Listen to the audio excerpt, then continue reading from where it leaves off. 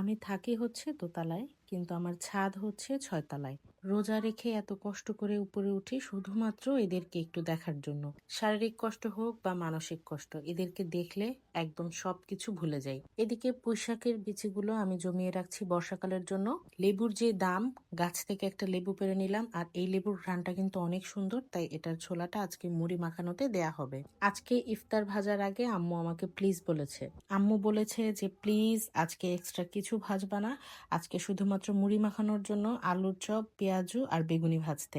ভাজা পোড়া কম খাবো বলে আম্মু আজকে অল্প অল্প জিনিস ভাজতে বলেছে। এরপরেও দেখেন এক্সট্রা কত কিছু ভাজা হয়ে গেছে। আমি কিন্তু পেঁয়াজু, বেগুনি, আলুর চপ এই তিনটা কিন্তু খুবই অল্প পরিমাণে ভেজেছি, কিন্তু আম্মু এদিকে আবার স্বামী কাবাব বানিয়েছে, সেটা আবার আমাকে বলল ভাজতে, আবার সমুচা বের করে দিয়ে বলল এটাও ভাজো। এই হচ্ছে আমাদের আজকে অল্প ভাজা পোড়া খাওয়ার নমুনা। ইফতারের টেবিলে মুড়ি মাখা খেতে গিয়ে সবসময় আমাদের নানুর মুড়ি মাখার কথা মনে পড়ে। অনেক সিম্পল করে মুড়ি মাখালেও নানুর মুড়ি মাখানোটা অনেক বেশি মজা হয়।